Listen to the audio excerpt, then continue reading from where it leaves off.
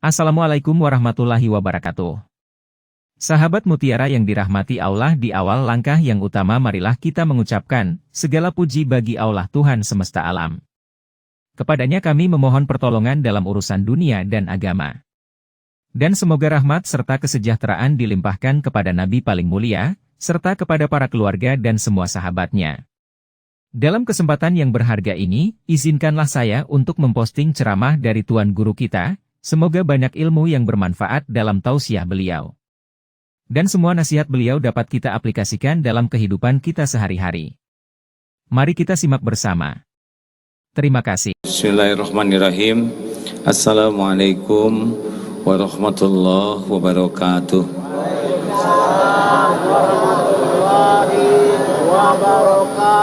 Alhamdulillahi rabbil alamin.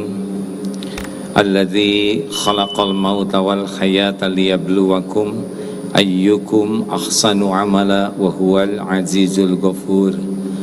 Allahumma salli wa sallim wa barik ala Muhammad wa ala alihi wa ashabihi ajma'in.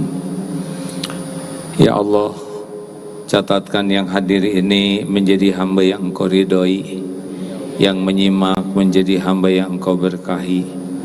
Karuniakan kepada kami qalbun salim ya Allah, hati yang bersih dari segala kemusyrikan, hati yang bersih dari segala kemunafikan, hati yang bersih dari segala kesombongan, hati yang bersih dari segala kedengkian.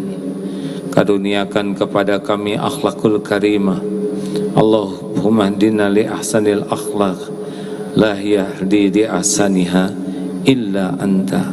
Tunjukkan kepada kami akhlakul karimah ya Allah, tiada yang dapat menunjukinya selain Engkau. Allahumma ati nufusana taqwaha wa zakiha anta khairu man zakaha anta waliyuha wa maulaha. Ya Allah, anugerahkan kepada kami ketakwaan, sucikan jiwa kami ya Allah. Jiwa yang suci, yang bersih, Engkau sebaik-baik yang kuasa mensucikannya. Engkaulah pelindung dan pemelihara kami.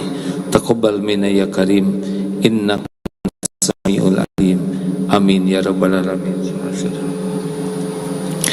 Alhamdulillah. Ini tidak terlalu menggaung suaranya. Jelas? Ada petugasnya. Terlalu menggaung yang ini. Apa kabar hadirin? Secukupnya saja teriaknya ya. Semoga Allah yang maha menatap menggolongkan kita menjadi orang yang selalu merasa ditatap Allah, sehingga dimanapun kapanpun hati kita puas kalau berbuat sudah dilihat Allah, dan tidak bisa berbuat maksiat karena merasa dilihat Allah.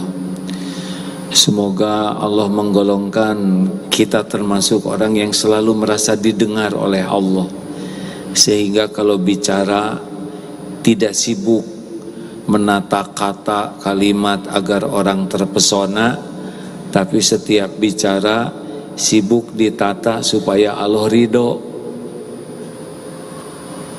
Karena tidak ada gunanya orang terpesona kalau Allah tidak ridho. Tidak ada urusan bagi kita orang lain terpesona ke kita. Urusan kita adalah setiap berkata dan berbuat Allah suka kepada kita. Hadirin, kajian kali ini adalah berkaitan dengan bagaimana supaya kita bisa memiliki kebahagiaan yang asli dan kesuksesan. Apa sih kesuksesan yang asli? Kesuksesan yang asli itu adalah di akhirat masuk surga, bisa berjumpa dengan Allah. Tuh. Kalau di dunia apa kesuksesan? Husnul khotimah. Jadi kalau belum husnul khotimah, belum tahu kita sukses atau tidak. Perkara jadi juara ini, juara itu, dipuji ini, dipuji itu, punya ini, punya itu, punya follower sebanyak apapun, gak ada apa-apanya. Dunia berikut isinya cuman casing saja, bukan tanda kesuksesan. Orang yang bekal husnul khotimah, kira-kira cirinya apa di dunia? Disebut apa? Disebut ahli takwa. Orang yang bertakwa inilah orang yang kalau istiqomah akhir hayatnya akan diberikan kesuksesan, husnul khotimah. Jadi kalau belum husnul khotimah, kita belum tahu suksesnya seperti apa. Apa yang paling top amalan untuk husnul khotimah? Ini yang kita coba bahas. Surat Asy-Syu'ara ayat 889 ya. A'udzubillahi minasyaitonirrajim. Yauma la yanfa'u malu wala banun illa man atallaha biqalbin salim. Ingat ya, yaitu pada hari al-yauma la yanfa'u, tidak bisa memberi manfaat, malun wala banun, harta dan anak-anak, illa kecuali man, orang yang atallaha berjumpa dengan Allah, bi dengan qalbun salim, dengan hati yang bersih. Jadi bukan harta yang bisa menolong kita, bukan orang, anak-anak, juga banyaknya amal belum tentu menolong kalau tidak menjadi bersih hati. Jadi kita belajar agama itu goalnya adalah supaya bisa diamalkan, dan orang yang mengamalkan agama cirinya bersih hatinya. Contoh, inna sholata tanha 'anil fahsya'i wal munkar. Sesungguhnya sholat itu mencegah dari perbuatan keji dan mungkar. Artinya orang yang sholatnya bagus itu makin bersih hatinya. Orang yang bersih hatinya makin mulia akhlaknya. Ada pertanyaan ini kepada Rasulullah SAW. Sebentar ya, ikut bacakan. Ada dua sebetulnya ayat tentang qalbun salim. Yang satu lagi di As-Saffat ayat 84 tentang Nabi Ibrahim berjumpa dengan Allah dengan qalbun salim.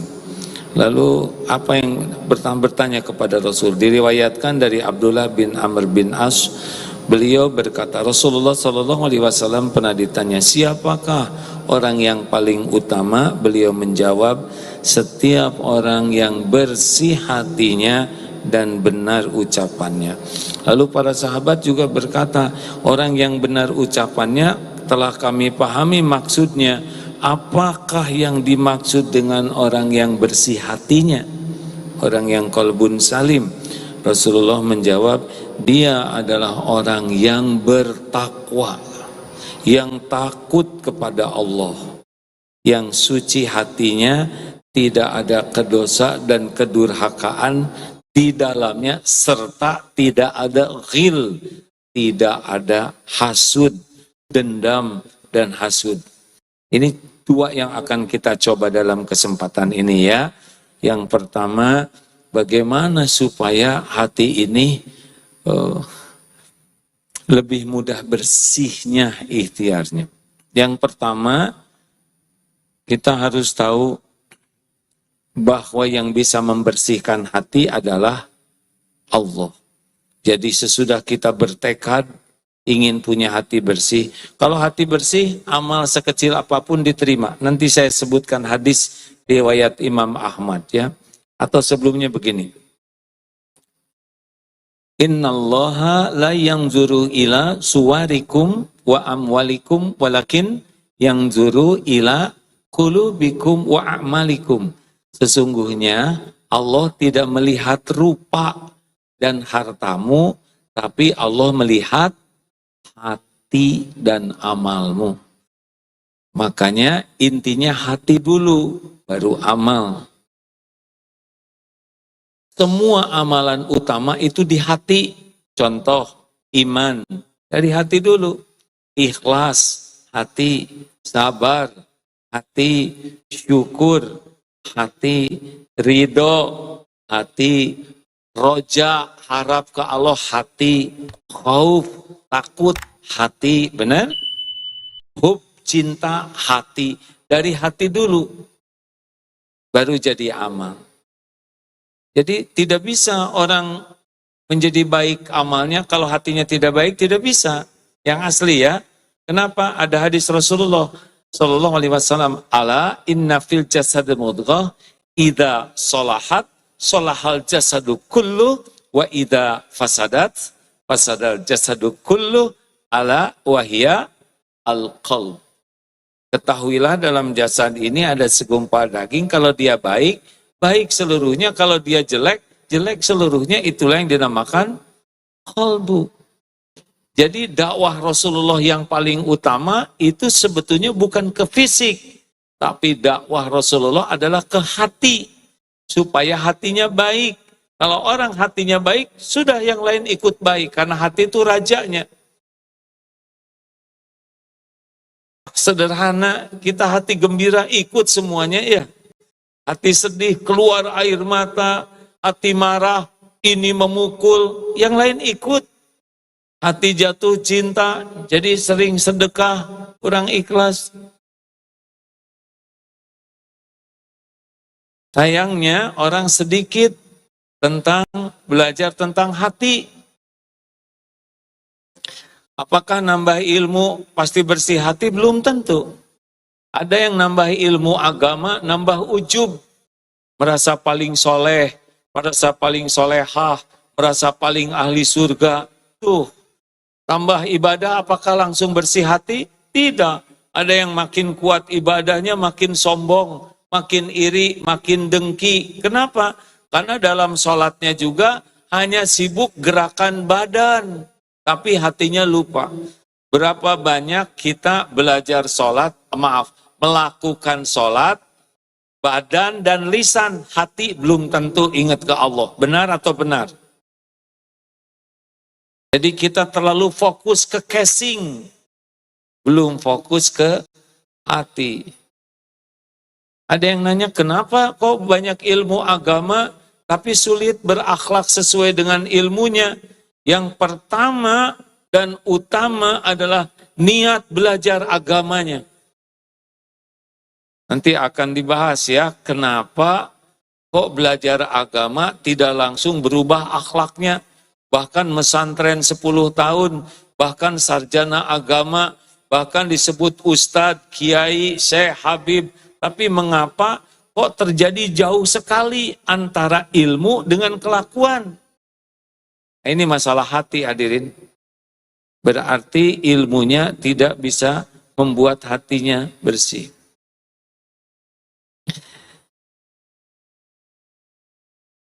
Kenapa? Kadang ngelihat saya begini, biasa aja.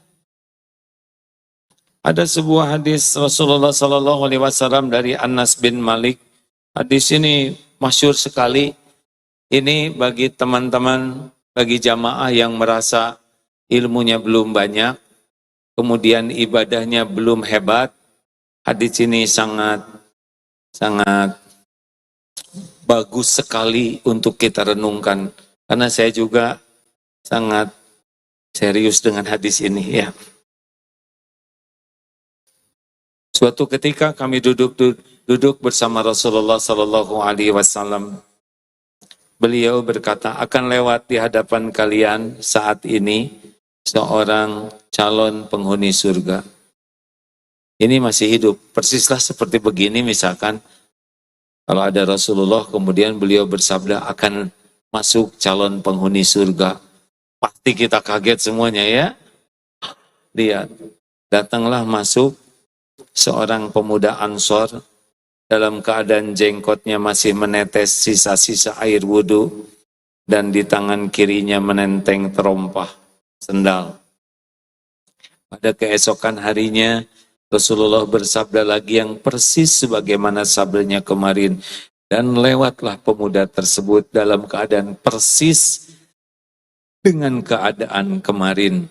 Pada hari ketiga, Rasulullah Shallallahu Alaihi Wasallam mengulang lagi sabdanya seperti sabda pertama, dan pemuda itu pun muncul lagi dengan keadaan seperti yang pertama. Maka ketika Rasulullah beranjak pergi, Abdullah bin Amr bin As mengikuti pemuda tersebut ke rumahnya, lalu berkata, sesungguhnya antara aku dan bapakku terjadi masalah, perselisihan, maka aku bersumpah tidak masuk ke rumahnya selama 3 hari. Jika engkau tidak keberatan, aku ingin menumpang di rumahmu selama 3 hari. Pemuda tersebut berkata, ya tidak apa-apa, silahkan. Selanjutnya Anas berkata, maka Abdullah menceritakan selama 3 hari bersama pemuda tersebut, ia tidak melihatnya melakukan qiyamul lail. Tidak kelihatan tahajud. Jadi rupanya di rumahnya itu mengintai terus karena pemuda dengan pemuda. Yang dia lakukan hanyalah bertakbir dan berzikir setiap kali dia terjaga dan menggeliat di atas tempat tidurnya sampai dia bangun untuk sholat subuh. Ini yang jarang tahajud langsung gembira nih. Ya. Ada teman katanya. Kemudian selain itu Abdullah berkata, hanya saja aku tidak pernah mendengarnya berbicara kecuali bicara yang baik. Jadi satu, tidak membulak-balik dalam tidur kecuali dalam keadaan zikrullah. Ada hadisnya loh Pak. Kalau orang sebelum tidur berwudu, lalu terbangun malam hari, lalu dia berkata, la ilaha illallah wahdahu, la syarikalah, lahul mulku wa lahul hamdu wa huwa ala kulli syai'in qadir, subhanallah walhamdulillah wa la ilaha illallah, Allahu akbar, Allahumma gfirli. Kalau dia doa, doanya diijabah. Kalau dia sholat, sholatnya diterima. Nah ini pemuda ini melakukannya nih. Dan beliau tidak bicara kecuali bicara yang baik. Faliyakul khairan auliyasmut. Ini ciri orang beriman. Ciri orang yang utama disabdakan Nabi itu kan cirinya bicaranya baik. Kemudian 3 hari berlalu dan aku hampir saja meremehkan amalannya. Lalu aku berkata kepadanya, wahai hamba Allah, sebenarnya tidak ada pertengkaran antara aku dan ayahku, dan tidak pula aku menjauhinya. Sebenarnya aku hanya mendengar Rasulullah berkata tentang engkau 3 kali akan muncul di hadapan kalian saat ini seorang lelaki calon ahli surga. Ternyata hanya engkaulah yang muncul sebanyak 3 kali itu. Karena itu aku ingin tinggal bersamamu agar aku bisa melihat apa yang engkau lakukan untuk aku tiru. Akan tetapi aku tidak melihat engkau melakukan amalan yang besar. Lantas amalan apa yang sebenarnya yang bisa menyampaikan engkau kepada kedudukan seperti yang dikatakan Rasulullah? Orang tersebut berkata, aku tidak melakukan apa-apa kecuali apa yang engkau lihat.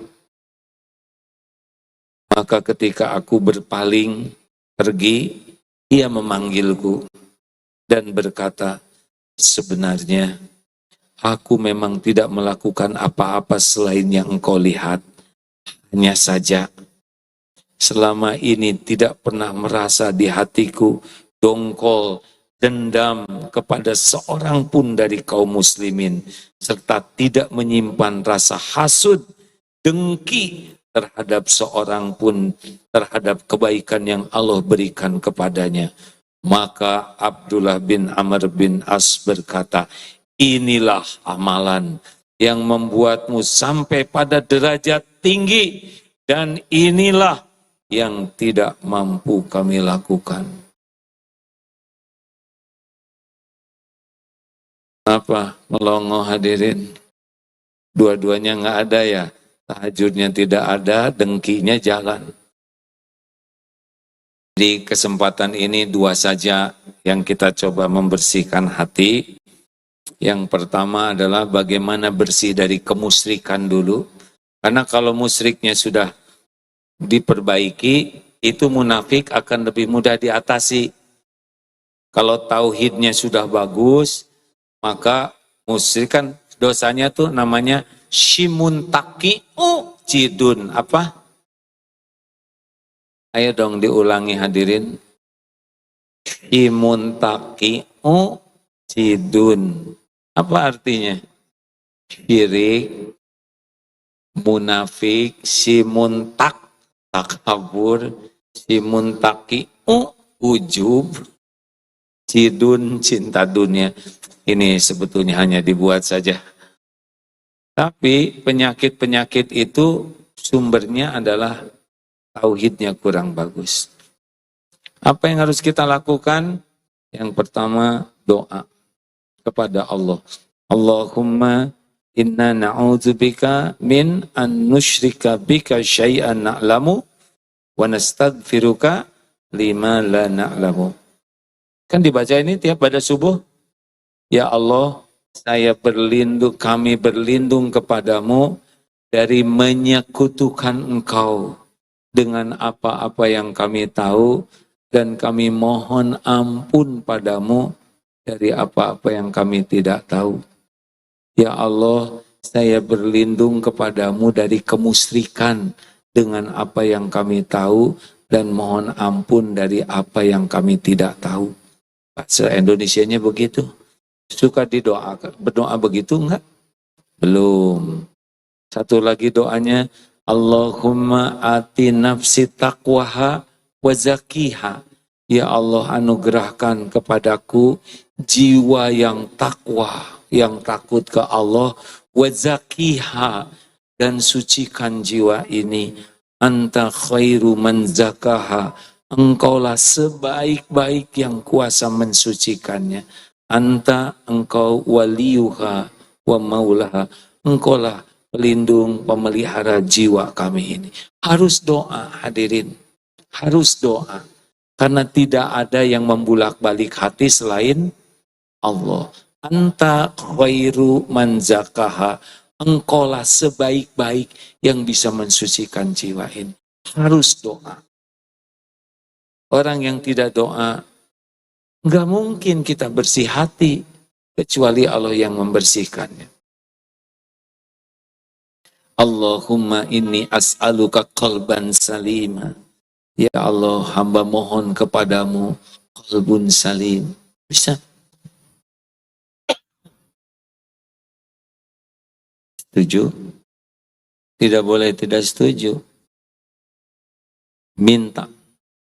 Karena hanya Allah muqallibal qulub, yang membulak-balik hati.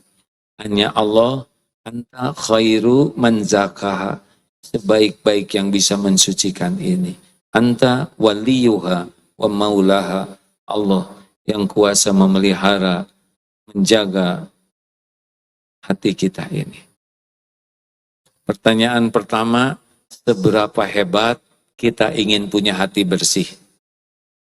Pertanyaan kedua, seberapa menghibah kita memohon kepada Allah punya hati bersih? Jelas tidak ini? Kita enggak mikirin bersih hati, kita mikirin wajah bersih, rambut bersih, katel bersih. Ibu-ibu katanya sebelum tidur sibuk membersihkan wajah, bukan membersihkan hati. Kita marah, motor kotor, lantai kotor, marah. Hati kotor, tidak ada jengkel. Semua masalah datang dari hati. Tekad, memiliki qalbun salim. Yang kedua apa? Minta kepada Allah dengan menghibah, memohon, betul-betul merajuk kepada Allah agar diberikan qalbun salim. Allah tahu. Wa idza sa'alaka ibadi anni wa idza sa'alaka ibadi anni fa inni qarib. Apabila hamba-hambaku bertanya kepadamu wahai Muhammad tentang aku, katakanlah aku adalah dekat. Ujibu da'watad da'i idza da'an. Aku mengabulkan orang-orang yang meminta apabila dia berdoa padaku. Falyastajibu li falyu'minu bi la'allahum yarsyudun. Oleh karena itu hendaklah patuhi, ikuti apa yang diperintahkan Allah dan yakin kepada Allah agar senantiasa dalam kebenaran. Surat Al-Baqarah 186. Makanya baca Quran teh dengan artinya, 1-2 ayat saja sudah bisa mencerahkan, ya kan? 1, tekad. 2, doa. 3, apa? Ilmu. Belajar tentang ilmu membersihkan hati. Ilmu bersih hati, 2 pintu utamanya, di antara pintu utamanya adalah ilmu tentang tauhid. Tentang Allah Subhanahu wa ta'ala, mengesahkan Allah. Kalau kita tidak belajar ilmu tauhid, susah bersih hati, susah. Coba 1 ayat. Innallaha la yakhfa alaihi syai'un fil ardi wala fis sama. Surat Ali Imran ayat 5. Sesungguhnya tidak bagi Allah tidak ada yang tersembunyi baik di bumi maupun di langit. Kalau yakin seperti ini, kita maksiat tidak? Jawab hadiri. Kenapa kita berbuat maksiat? Karena tidak merasa dilihat Allah. Kenapa kita buka YouTube yang macam-macam? Karena tidak merasa ada malaikat yang sedang ikut melihat. Kenapa kita ngomong sembarangan? Karena tidak merasa omongan kita ini didengar Allah dan bakal dihisab. Makanya harus belajar ilmu tauhid. Tidak ada akhlakul karimah tanpa tauhid. Dan belajar ilmu tauhid yang paling utama dari mana? Dari Al-Quran. Sayangnya kita membaca Al-Quran, ada yang belum bisa sama sekali, ada yang baru belajar, ada yang sudah senang membaca, ada yang menghafal. Tapi maaf ya, saya sebetulnya nggak enak nanya ini. Sudah nyoba kan khatam Quran? Sudah? Acungkan tangan yang sudah khatam terjemah Al-Quran. Belum? Ribuan yang hadir? Ini masalah, Pak. Bu, ini teh masalah. Baca Quran, huruf Arab harus, penting, amal utama. Tapi kalau tidak dilengkapi dengan paham, membaca Quran dalam bahasa Arab, kalau ikhlas dapat pahala, tapi kalau membaca Al-Quran dengan pemahamannya, selain dapat pahala, dapat hidayah. Berapa banyak orang non-Islam, benci ke Islam, mau menyerang Islam, dia baca terjemah Quran. Hasilnya terpesona ke Quran. Hasilnya dapat hidayah masuk Islam dan sekarang jadi pendakwah Islam. Itu baca terjemah Quran. Kagum, kenal kepada Allah, kenal kepada akhlak mulia karena paham. Kita, halo, sering setoran. A'udzubillahi minasyaitonirrajim.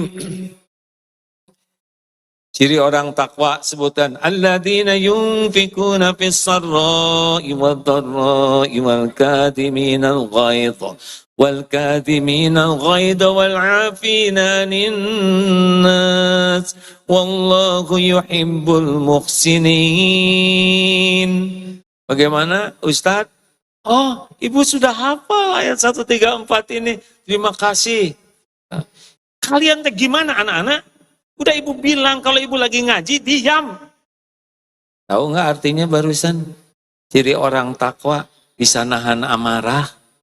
Baru juga setoran, udah marah. Jangan kayak itu, Ibu tuh sebel lihat tetangga itu tuh. Ayat yang barusan, wal afina anin nas. Baru juga setoran memaafkan. Sebel lagi ya. Yang lebih horor lagi ini. Ustazah, saya mau setoran. A'udzubillahi minasyaitonirrajim. Ya ayyuhalladzina amanu ijtanibu katsiran minadh-dhann. Inna ba'da dhanni ismun wa la tajassasu wa la yaghtab ba'dukum ba'dha. Ayyuhibbu ahadukum an yakula lahma akhihi maitan fakarihtumu. Wattaqullaha innallaha tawwabur rahim. Bagaimana? Oh Ibu hafal, alhamdulillah. Makasih. Beres setoran, datang ke ibu-ibu. Kenapa sih yang majelis sebelah itu kok ngerumpi aja? Kerudung gede-gede, kelakuan gak cocok. Kenapa dia kayak gitu? Jangan-jangan dia tuh dengki sama kita. Tahu nggak Bu, suaminya tuh kayak apa kelakuannya? Itu tas yang dibawanya tuh nyicil loh Bu. Saya sudah tahu karena nyicilnya dari teman saya dan beli second. Tahu barusan setoran ayat apa hadirin? Wahai orang yang beriman, jauhi prasangka. Baru juga setor langsung berprasangka buruk. Wala tajassasu, dan jangan nyari-nyari aib kesalahan orang lain. Baru juga setoran langsung nyari, ya dipraktekkan yang sebaliknya. Wala yaghtab ba'dukum ba'dha, jangan bergibah, jangan ngomongin kejelekan orang. Masalahnya tidak bersih hatinya karena belum sungguh-sungguh paham. Jelas? Jadi gimana dong? Baca Quran dengan artinya. Yang lebih baik baca Quran sambil berguru yang bisa menafsirkannya. Tapi kalau belum bisa ketemu guru dan belum sering ketemu guru, tiap hari baca Quran dan artinya. Yang biasa one day one juz hanya Qurannya saja, sekarang tambah one day one juz, Quran plus terjemahnya. Kalau tidak cukup waktunya, setengah-setengah saja. Setengah Qurannya, setengah terjemahnya. Supaya bersih hati. Katanya kalau baca Quran nggak pakai guru bisa tersesat.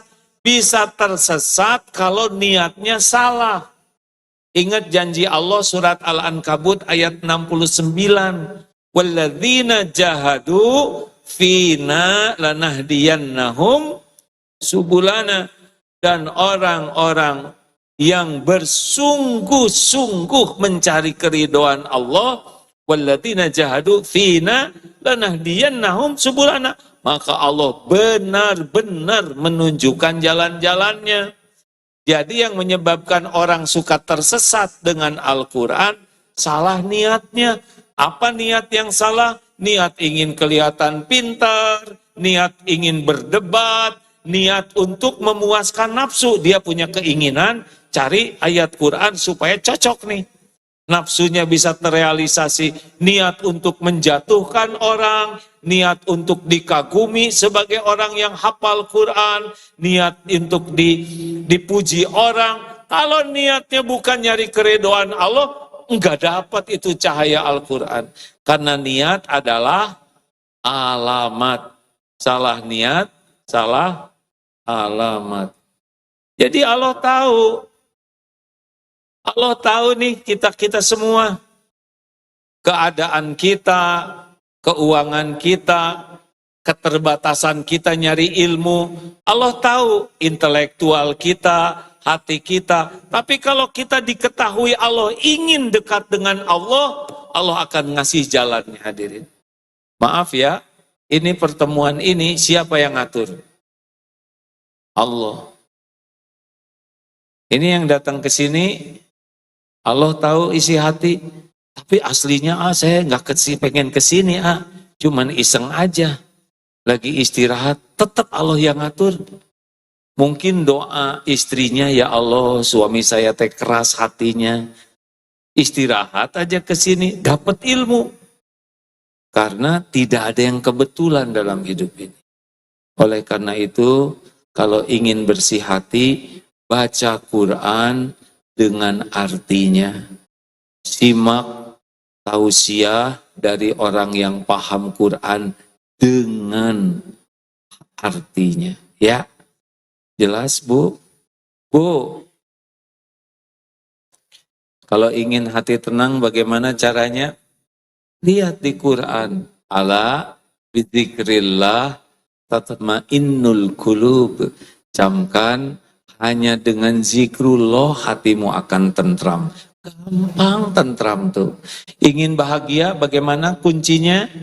Buka surat An-Nahl 97. Kalau ingin bahagia tuh ya, bagaimana? Yo, barang siapa yang beramal soleh, man amila soliham min dzakarin au unsa wa huwa mu'min falanuhyiyannahu hayatan thayyibah walanajziyannahum ajrahum ya. Aduh mak. Hadirin sekalian. Jadi kalaupun belum hafal kita baca saja ya. Tapi jangan begini, ya Allah beri saya petunjukmu, jodoh saya yang mana? Lalu merem, buka Quran, oh ini, padahal di sana tuh ada yang satu ahli surga, satu ahli neraka, pilih yang bidadarinya. Jangan begitu ya, karena para ulama tidak ada yang begitu. Jadi jangan minta tunjuki saya langsung dibuka, jangan. Minta saja petunjuk, nanti ada jalannya kita dapat petunjuk dari Allah. Siap ini hadirin sekalian? Ingin punya hati yang bersih? Ingin tidak? Allah tahu siapa yang pengen punya hati bersih. Lalu doa, lalu baca Quran, kemudian baca juga apa yang dianjurkan Rasulullah SAW yang bisa membuat hati jadi bersih. Nah ini salah satu kuncinya ya, adalah benar-benar dalam melakukan apapun niatnya mencari ridho Allah. Ini latihannya, riadohnya ya. Misal mau wudhu, pas wudhu, mau wudhu, Allah melihat tidak? Ya Allah, di hati tidak usah dijaharkan ya. Ya Rob, tidak ada larangan untuk mencari ridho Allah dalam hati ataupun dijaharkan. Ya Allah, saya niat berwudu, Engkau yang memerintahkan, Rasulullah mencontohkan. Saya berwudu, semoga Engkau ridho ya Allah. Terimalah wudu saya ini. Rasakan bedanya hadirin. Berbeda wudu dengan niat nyari ridho Allah dengan wudu asal wudu. Enggak mungkin nyari ridho Allah kecebek-kecebek, lebih mendahulukan make up daripada basah. Enggak mungkin kaki ketek, enggak bisa. Ketek lagi, kecepret. Kalau nyari ridho Allah, nanti selama berwudu itu kerasa. Apalagi kan air wudu itu menggugurkan dosa. Jadi nikmat ketika kumur-kumur, ya Allah, di hati itu, mudah-mudahan keluarnya air berkumur, keluarnya dosa-dosa. Aduh, ini wajah, mata sering berzina, melihat yang tidak halal. Mudah-mudahan jatuhnya air dari wajah, jatuhnya dosa dari wajah. Tangan banyak dosa, kaki. Beda rasanya wudhu ketika diniatkan nyari ridho Allah. Dari wudhu ke sholat, gak usah sibuk dengan HP, udah jelas tagihan, bikin kotor hati. Lebih baik zikrullah saja. Allahumma inni as'alukal huda wa tuqa wal afafa wal ghina. Allahumma inni ala zikrik wa syukrik wa husni ibadatik. Ya Allah, tolonglah ya Allah agar saya selalu ingat padamu. Tolonglah ya Allah agar saya selalu bersyukur padamu. Tolong ya Allah agar saya bisa bagus mengabdi beribadah kepadamu. Dari mulai wudhu ke sholat, doa. Coba. Nah, yang lain-lain dipikirin juga nggak beres. Ibu cemburu ke suami, dipikirin makin lincah, stres. Lebih baik didoain, ya Allah, Engkau tahu suami saya puber kelima, kalau nggak salah ya Rob, Engkau maha tahu yang aslinya. Tolonglah ya Allah, hanya Engkau yang membulak-balik hati suami saya. Suami saya ciptaanmu, milikmu, dalam genggamanmu setiap saat. Tolong ya Allah, hanya Engkau yang bisa menjaganya. Itu lebih baik daripada segala dipikir dan segala diomongkan. Betul? Ingat anak, ya Allah, anak ini ciptaanmu, milikmu. Jadikan anak yang soleh, lembutkan hatinya. Dari wudhu ke sholat, itu kan dari adzan ke qomat. Doa itu saat mustajab. Ketika mau sholat, ya Allah, Engkau lah yang memerintahkan sholat, Rasulmu mencontohkan sholat. Ya Allah, terimalah sholat saya ya Allah. Saya sholat ini benar-benar mengharapkan ridho-Mu. Coba Pak begitu ya. Coba rasakan. Beda, beda. Bekal beda. Allahu Akbar. Ada rasa beda. Kenapa? Karena Allah sudah janji. Orang yang bersungguh-sungguh nyari ridho Allah, Allah benar-benar menunjukkan jalan-jalan. Tidak semua orang sholat nyari ridho Allah. Ada yang ria, pengen kelihatan ahli sholat. Ada yang pamer. Apakah kalau ngimamin pasti nyari ridho Allah? Belum tentu. Ada yang ketika ngimamin ingin kelihatan saya sebagai imam. Ada yang ketika ngimamin ingin menunjukkan hafalannya. Ingin menunjukkan bersihnya, tahsinnya. Ada yang ingin menunjukkan keindahan suaranya. Ada yang ingin memamerkan panjang hafalannya. Belum tentunya ridho Allah, termasuk ceramah begini. Ceramah begini belum tentu nyari ridho Allah. Ada yang nyari amplop, ada yang nyari berkat ya, ada yang nyari kekaguman orang, ada yang ingin memperlihatkan kesolehannya, kemakrifatannya, keluasan ilmunya, kebersihan hatinya. Bisa jadi nih acara ceramah begini lagi acara pamer diri, walaupun dikemas dalam bahasa yang bagus. Allah tahu isi hati.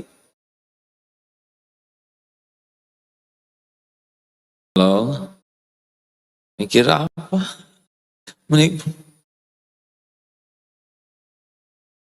Ayo kita coba.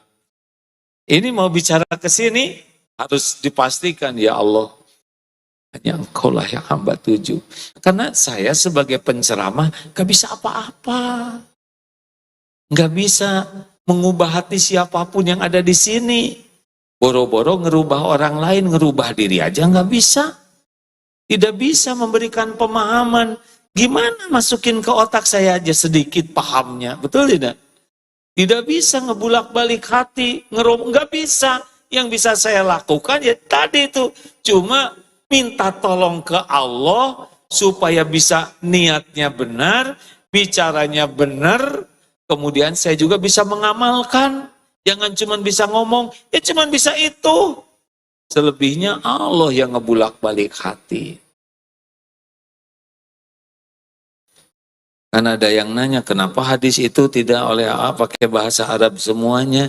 Karena belum hafal. Ya, kalau gitu mah ini mah Ustadz kurang dong hafalannya. Iya. Kalau gitu bodoh dong. Baru tahu ya.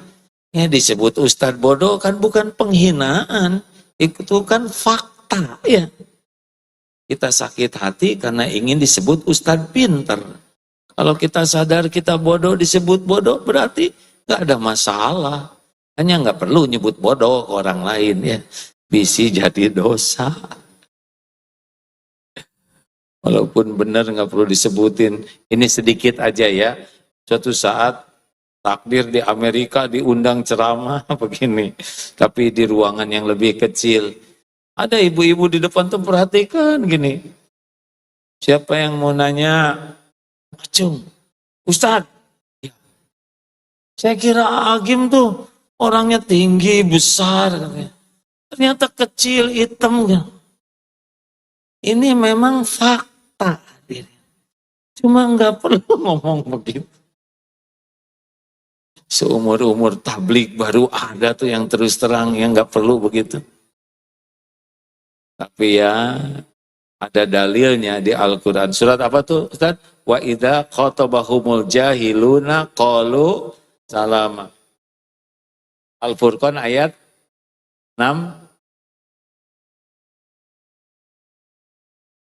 Saya tuh pengen seperti Ustadz Adi Hidayat, segala apal, ya nggak? Saya ngapalin nomor, isinya lupa. Diapalin tempatnya, isinya lupa. Nah, begitulah ya. Jadi mulai niat. Ibu juga gitu, kalau mau masak. Ya Allah, saya niat masak ini semoga Engkau ridho. Udah. Nanti suami mau makan atau enggak itu mah masalah rezeki beliau. Kata suami teh, masakan teh bosan ini aja. Insya Allah nanti diperbaiki. Semuanya udah ada catatannya. Sama Pak. Suami juga ke istri teh, jangan minta apa-apa ke istri sebelum minta dulu ke Allah. Ulangi.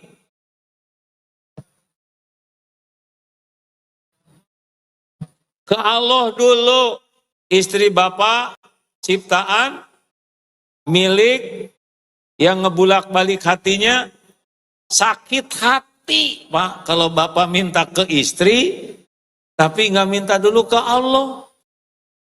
Sama ibu juga. Minta ke Allah apa-apa teh, ya Allah saya minta rezeki, semoga sebagian lewat suami saya, nggak punya uang. Ya Allah, suami saya mah pelit. Jangan ngomong gitu, yang baik-baik. Ada suami yang bingung, istri saya tuh pandai sekali mencari uang. Saya sampai sulit sekali menyembunyikannya. Udahlah, kalau sama istri mah nggak usah hitung-hitungan, jebet-jebet, pada cuman segitu-gitunya ya. Karena sedekah yang paling utama itu kepada bukan istri, keluarga, buah. Gini ya, kalau ilmu masih terbatas nggak usah ngotot ya biasanya. Hadirin sekalian, niatkan semuanya karena Allah. Ya Allah, sama. Mau bersih-bersih, mandi, ya Allah. Saya lakukan ini semata-mata mencari ridho-Mu. Hanya berharap Engkau ridho. Sampai hal yang paling intim pribadi pun itu harus niatnya nyari ridho Allah. Jadi semuanya jadi pahala. Tenang jadinya tuh.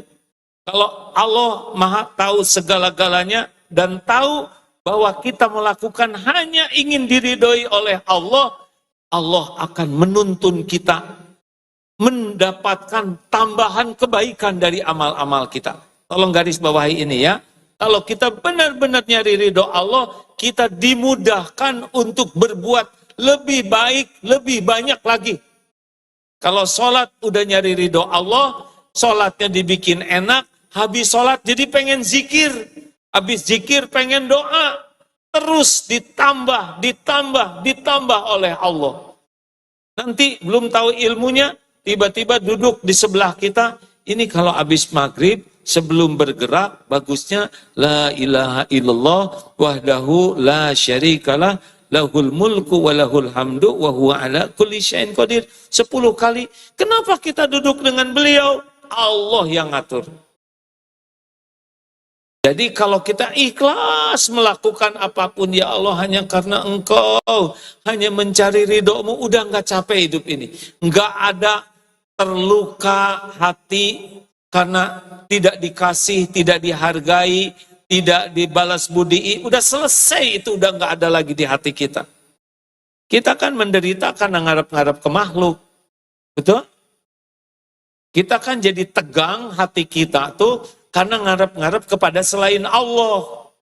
Kita jadi galau, resah karena berharap ke selain Allah. Nanti akan cemas dan sedih.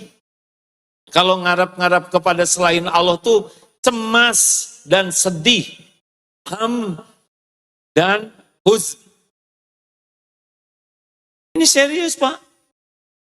Orang yang tidak bergantung ke Allah banyak cemas dengan yang belum terjadi dan banyak sedih dengan yang sudah terjadi.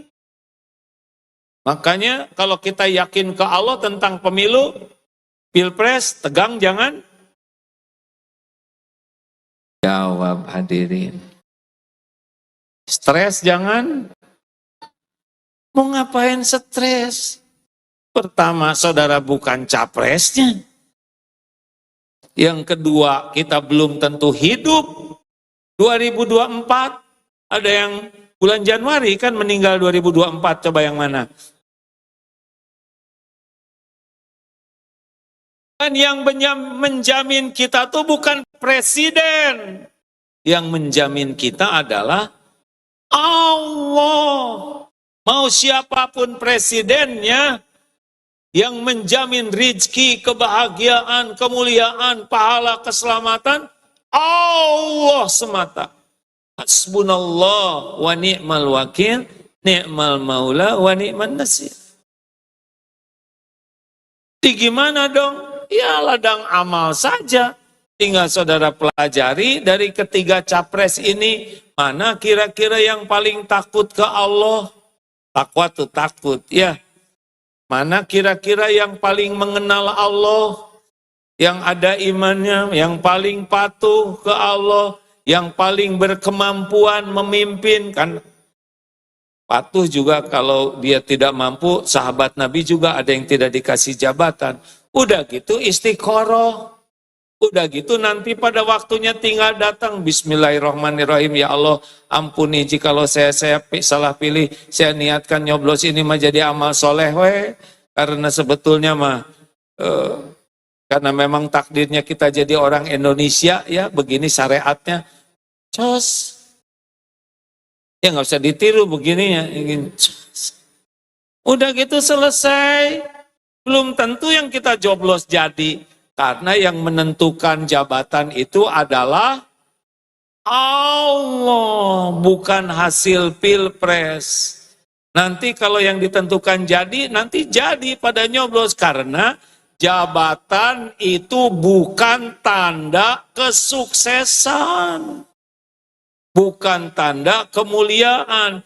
Jabatan itu tanda cobaan yang besar. Sukses itu kalau dengan jabatannya jadi pemimpin yang adil.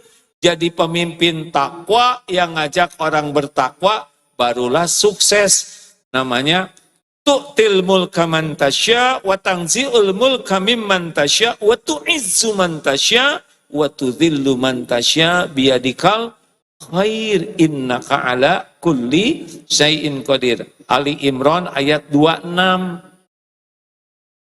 Engkau berikan kerajaan, kekuasaan kepada siapa yang engkau kehendaki. Engkau ambil kekuasaan dari siapa yang engkau kehendaki. Engkau muliakan. Jadi dikasih jabatan tidak langsung dikasih mulia.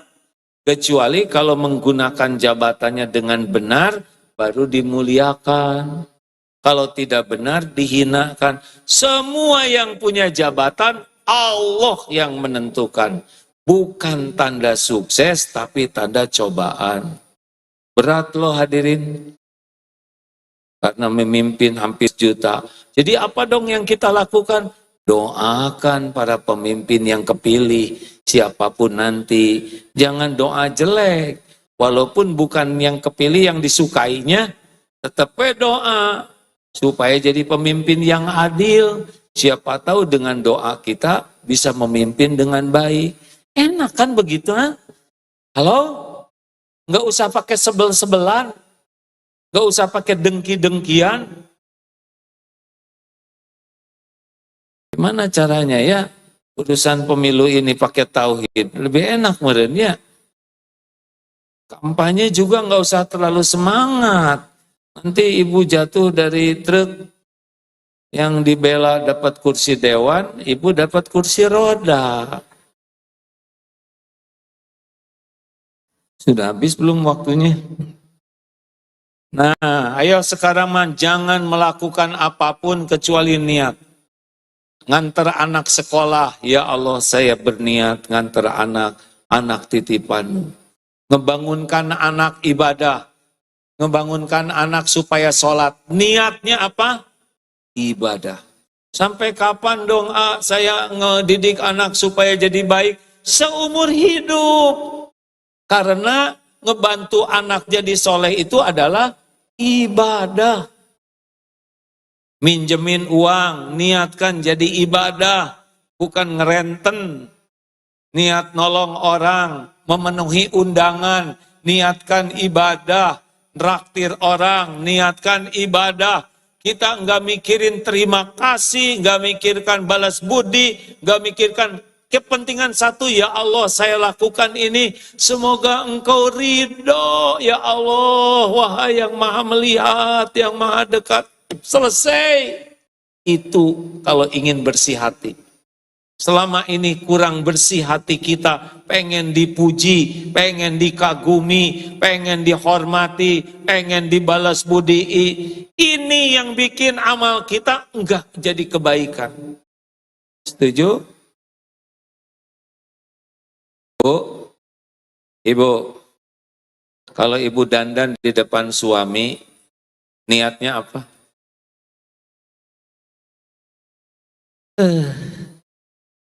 Saya emosi berarti kurang ikhlas nih.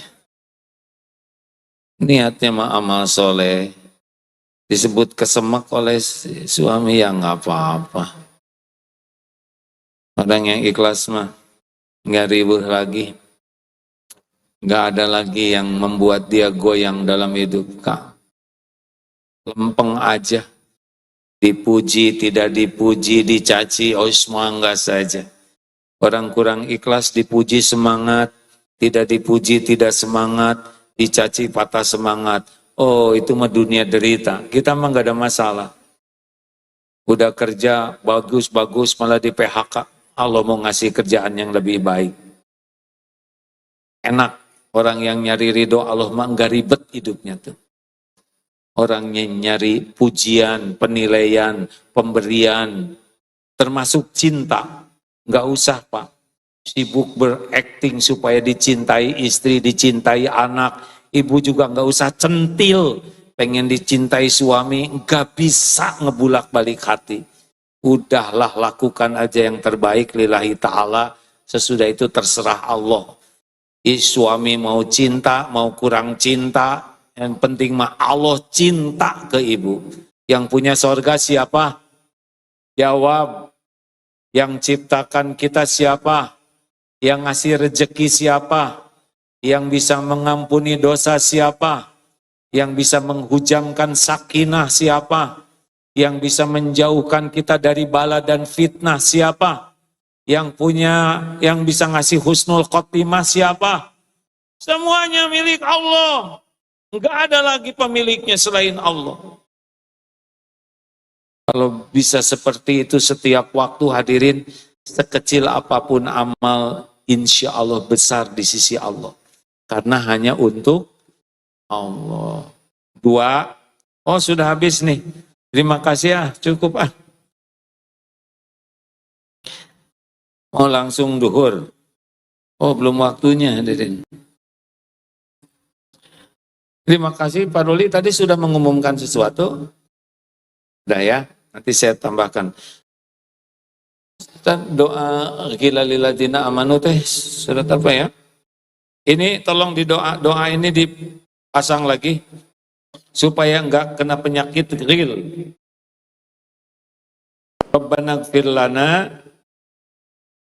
wa li ikhwanina alladzina sabaquna bil iman wa la taj'al fi qulubina ghillan lil ladzina amanu Rabbana innaka ra'ufur rahim. Astagfirullahaladzim, harusnya saya hafal nih. Kemarin mah hafal.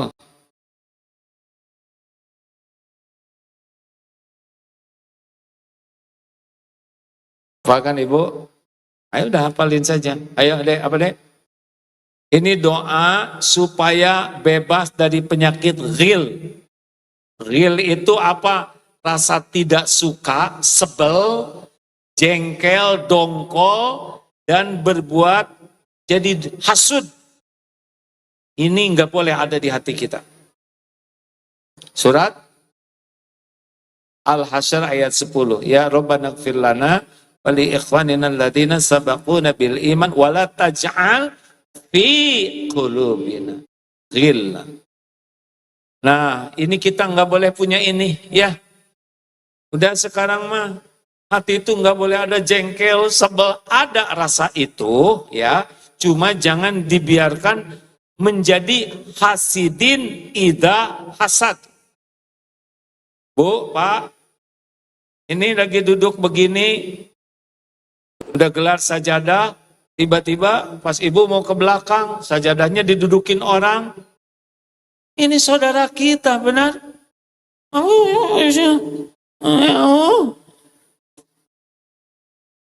Lapang hati itu. Ini saudara saya, Allah memberikan nikmat bagi saudara saya ikut bahagia. Makanya ciri orang yang bersih hati itu ingin, dia senang kalau orang lain mendapatkan apa yang dia dapatkan. Yu'minu ahadukum, tidaklah sempurna iman seseorang hingga mencintai apa yang untuk saudaranya sebagaimana apa yang untuk dirinya. Ibu senang dapat saf yang utama, misal di sini. Tapi pengen ke belakang, tiba-tiba ada yang nempetin. Nah, kalau ibu bahagia, ibu beriman tuh. Karena saya senang di situ, lalu orang senang di situ, oh saya senang. Tapi kalau, nah itu turun.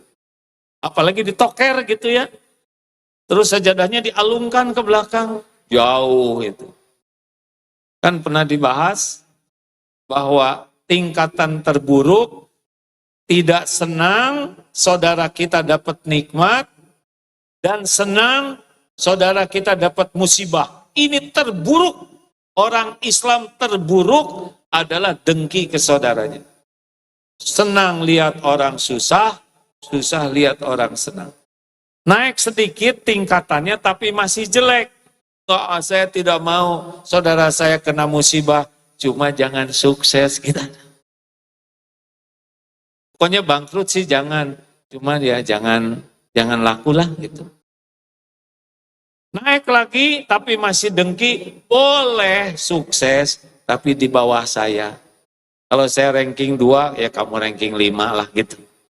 Nggak mau kesusul. Nah yang mulai masuk normal, kalau kita senang ranking 2, ternyata dia ranking 2, dia senang tuh. Itu sudah bagus. Yang paling top, senang lihat orang lain dapat nikmat lebih daripada kita. Kita ranking 2, ternyata sahabat kita tuh jadi ranking 1. Aduh, saya ikut bahagia, asli bahagia. Anak tetangga hafal sama-sama mesantren dengan anak kita tuh.